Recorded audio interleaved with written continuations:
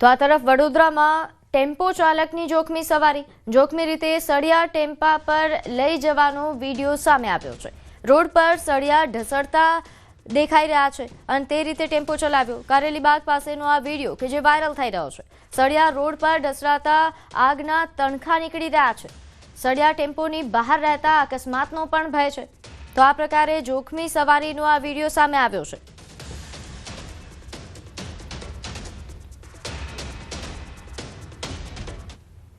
તો સાબરકાંઠાના ઈડરમાંથી બનાવટી દૂધ ઝડપાયું। સિંગા ગામેથી બનાવટી દૂધ ઝડપાયું છે। અંદાજે 200 લીટરથી વધુ નકલી દૂધ ઝડપી પાડવામાં આવ્યું છે। બાતમીના આધારે એસઓજીએ દરોડા પાડ્યા હતા અને સોયા ઓઇલ, મેલ્ટોડોક્સિન, વે પાવડરથી નકલી દૂધ બનાવ્યો હતો। રહેણાંક મકાનમાં બનાવટી દૂધ બનાવવામાં આવતું હતું। એસઓજીએ સુનિલ શર્મા નામના શખ્સની ધરપકડ કરી છે। તો અત્યાર સુધી તમે નકલી પનીર વિશે તો સાંભળ્યું હશે, પરંતુ આ નકલી દૂધ છે। વધુ વિગત સાથે મારી સાથે સંવાદદાતા ઈશાન જોડાઈ ગયા છે। ઈશાન, નકલી પનીર તો આપણે સાંભળ્યું છે કે ઝડપાતું રહે છે, પરંતુ આ નકલી દૂધ બનાવવામાં આવતું હતું, કેવા પ્રકારની કાર્યવાહી? પ્રીતિ, ચોક્કસ લોકો ખાસ કરીને લોકોના આરોગ્ય સાથે ચેડા કરતા હોય તેવું સામે આવ્યું છે।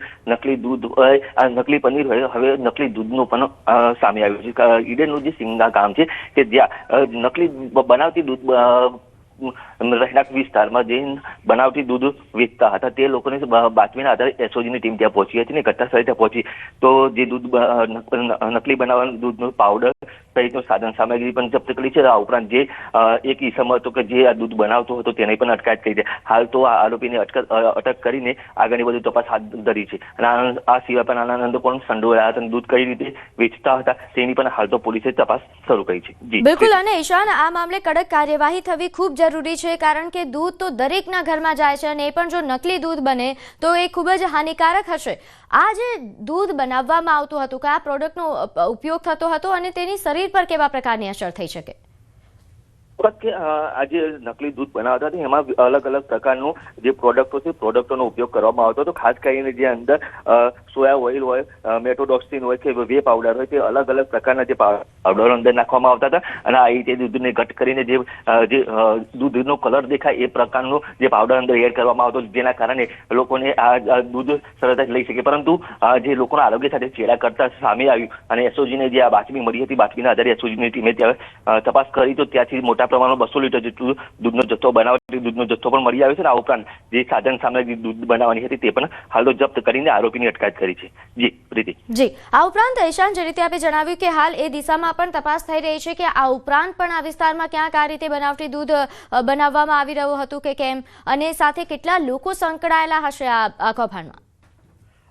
પ્રીતિ, ચોક્કસ કહેતા હાલ તો પોલીસે એકની અટકાયત કરી છે, પરંતુ પોલીસને એ દિશામાં તપાસ કરી છે કે માત્ર એક વ્યક્તિથી આ કામના અલગ પણ આની સાથે પણ કેટલાક લોકો જોડાયેલા છે। એટલે કે પોલીસે હાલ તો આરોપીની અટકાયત કરીને પૂછપરછ ચાલુ કરી છે કે આ સિવાય પણ કેટલા લોકો અંદર સંડોવાયેલા છે। આ ઉપરાંત આ સિવાયની બીજી કોઈ પણ જગ્યાએ ફેક્ટરી છે કે કેમ એ દિશામાં પણ પોલીસે હાલ તો તપાસ હાથ ધરી છે।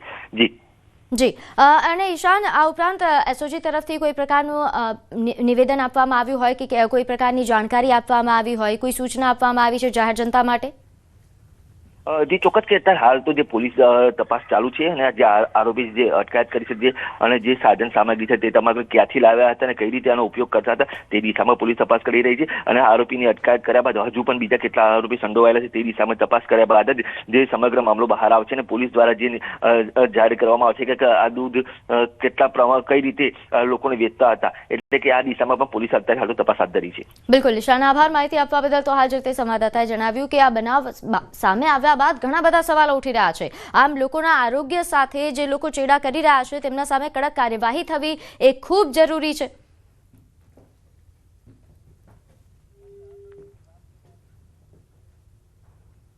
આગળ વાત કરીએ રાજ્ય સરકારની 12મી ચિંતન શિબિરનો આજે છેલ્લો દિવસ। ચિંતન શિબિરમાં મુખ્યમંત્રી ભૂપેન્દ્ર પટેલ સહિત નાયબ મુખ્યમંત્રી હર્ષ સંઘવી અને રાજ્યનું આખું મંત્રીમંડળ હાજર રહ્યું છે। ત્યારે શિબિરના બીજા દિવસે કે જ્યારે મુખ્યમંત્રીએ ધરમપુરના પ્રમુખ સ્વામી વોકેશનલ ટ્રેનિંગ સેન્ટરની મુલાકાત લીધી હતી। તાલીમાર્થી વિદ્યાર્થીઓને પદવી એનાયત કરી। રાજ્યના નાણામંત્રી કનુ દેસાઈની સાથે સ્વામિનારાયણ સંસ્થાના સંતો પણ ઉપસ્થિત રહ્યા હતા। મુખ્યમંત્રીએ પોતાના સંબોધનમાં પ્રમુખ સ્વામી મહારાજને શાંતિ, પ્રેરણા અને કરુણાના સંદેશ વાહક ગણાવ્યા।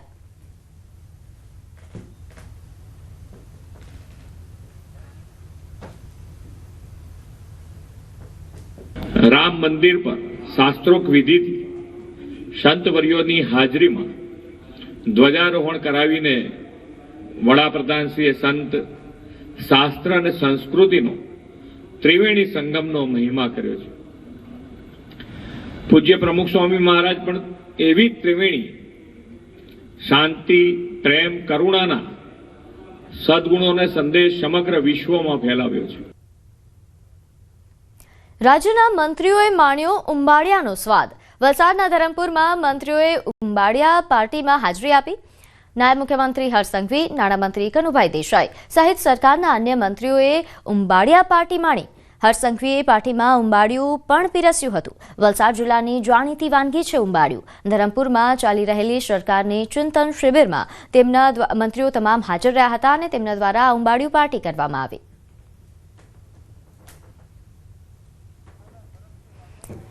ત્યારે હાલ વધુ વિગત સાથે મારી સાથે સંવાદદાતા ભરતસિંહ જોડાઈ ગયા છે. ભરતસિંહ, હાલ જે ચિંતન શિબિર કે જેનો આજે છેલ્લો દિવસ છે, ચિંતન શિબિર વિશે વધુ વિગત જણાવશો. કેવા આ 2 દિવસ કેવા રહ્યા?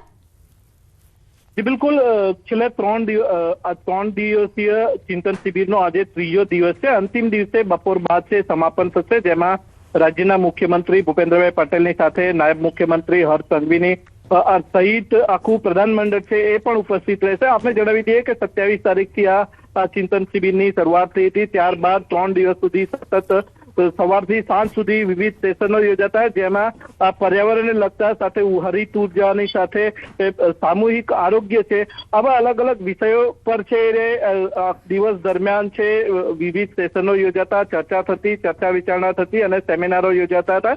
ગઈકાલે પણ બીજા દિવસે શરૂઆતમાં જ મંત્રીમંડળ અને અધિકારીઓએ છે યોગાભ્યાસથી જ પોતાના દિવસની શરૂઆત કરી હતી અને ત્યારબાદ દિવસભર સેશનો યોજાયા હતા, જેમાં મંત્રીઓ અને અધિકારીઓનું છે ગ્રુપ બેઠકો યોજાઈ હતી અને સાથે આજે અંતિમ દિવસે છે જે ગ્રુપો 5 ગ્રુપોમાં જે ચર્ચા વિચારણા થઈ હતી તેનું પ્રેઝન્ટેશન અને આખરી છે એ ચર્ચા યોજાશે. આમ 3 દિવસ સુધી ચાલનારી આ ચિંતન શિબિરમાં ખુદ મુખ્યમંત્રી ભૂપેન્દ્રભાઈ પટેલની સાથે નાયબ મુખ્યમંત્રી હર્ષ સંઘવી અને સરકારનું આખું પ્રતિનિધિ મંડળ, મંત્રીમંડળ અને રાજ્યના છે 250 થી વધુ આઈએએસ એટલે સંધિ અધિકારીઓ પણ આ ચિંતન શિબિરમાં ઉપસ્થિત રહ્યા હતા.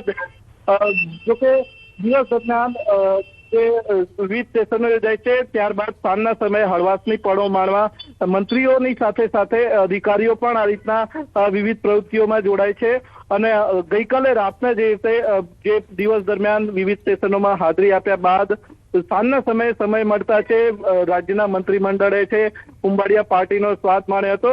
વલસાડ જિલ્લા ભાજપના મહામંત્રી મહેન્દ્ર ચૌધરી દ્વારા છે આ ઉંબાડિયા પાર્ટી યોજાઈ હતી, જેમાં રાજ્યના નાયબ મુખ્યમંત્રી હર્ષ સંઘવીની સાથે નાણામંત્રી કનુભાઈ દેસાઈ અને અન્ય પ્રધાનમંડળના જે મંત્રીઓ છે એ પણ આમાં ઉપસ્થિત રહ્યા હતા અને વલસાડની જાણીતી ઉંબાડિયા જે વાનગી છે એનો સ્વાદ માણ્યો હતો. જી આભાર માહિતી આપવા બદલ. સરદાર વલ્લભભાઈ પટેલની 150મી જન્મ જયંતિ વર્ષ નિમિત્તે યોજાતી યુનિટી માર્ચ અંતર્ગત સરદાર ગાથા કાર્યક્રમનું આયોજન કરવામાં આવ્યું. તે અંતર્ગત અહીં સેવા સાથી યુનિટી માર્ચ શહેરમાં પ્રવેશી હતી અને 2 દિવસમાં 12 કિલોમીટર ફરશે. 150 મહિલાઓ દ્વારા યુનિટી માર્ચનું સ્વાગત કરવામાં આવશે અને અહીં 12 કિલોમીટર માર્ગમાં 5 સ્થળે હેલિકોપ્ટરથી પુષ્પ વર્ષા પણ કરવામાં આવશે. હરિનગર, તાંદલજા, નવલખી તેમજ અકોટા સહિત 12 કિલોમીટર માર્ગ પર ભવ્ય સ્વાગત કરાશે.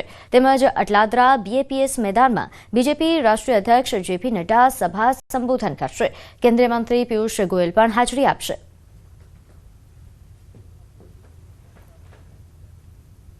તો ગીર સોમનાથમાં ઉનામાં પોલીસકર્મીની ઘોર બેદરકારી સામે આવી. ઉના કોર્ટ બહાર કારમાંથી ગન મળી આવી. કાળા કલરની થારમાં ગન હોવાથી દોડધામ મચી ગઈ.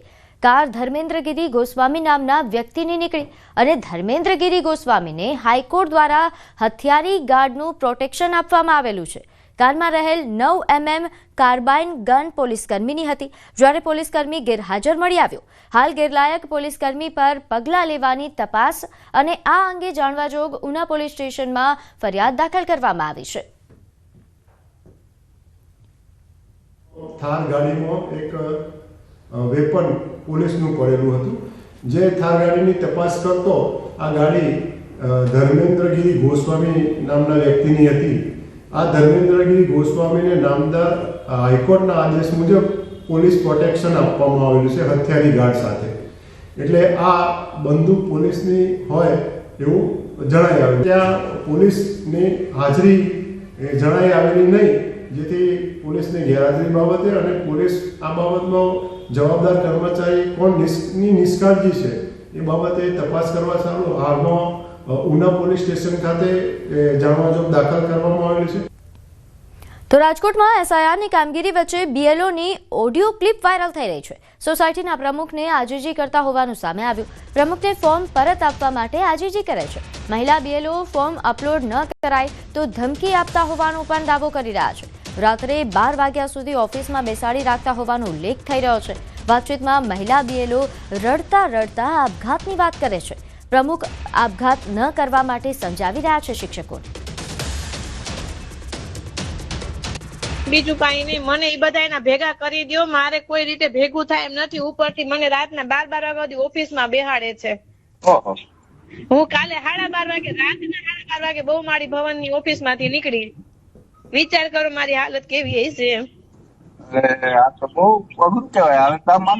આમાં આપઘાત કરવા સિવાય કોઈ રસ્તા નથી ભાઈ. અમને એટલા હેરાન. પણ નો આવતું હોય, નો થતું હોય તો તેલ લવાઈ ગયું, બીજું શું હોય? એમને તો એ લોકોને અમે ખુલાસા માંગે, કેટલું માથાકૂટું હાલે છે એમાં ભાઈ. નથી ઈઝી નથી, આ સહેલું નથી આપી જતા ને, બહુ અઘરું છે. અને કરતા ન મળે તાળા મારી દીધા એવું કહીએ ને તો સારું પડે એમ. પણ નથી આપવા જતા તો શું કરવું? મેસેજ મૂકી દઉં હજી પાછો અત્યારે કે ભાઈ તમારે તાત્કાલિક બધા ફોર્મ મારા ઘરે જમા કરો. કોરા દઈ દો ને તોય હાલશે. મારા ભગવાન ને કઈ પૂરેપૂરા આપો. આ બેન ને સમજો ને કરી આપઘાત કરીને મરી જાય. અરે એવું થોડું વિચાર કરાય. એમાં શું કઈ નોકરી હાટું એવા આપઘાત કરવાના હોય? આપણે જેવનું ને આપણું છોકરાઓનું જોવાનું હોય. આ કઈ જોવાય? એટલે અમારે ઉપરથી નથી સમજતા વાત છે ભાઈ. એમાં બીજો રસ્તો કઈ નથી. એમ હાલો નોકરી એ મૂકી દે, પણ અત્યારે તો એ મૂકવા ન દે, નોકરી નથી મૂકવા દે. તમે અરજી કરી કે મને એટેક આવી ગયો છે ભાઈ, તમે મને આમાંથી બાદ કરો, તો એ નથી માનતા.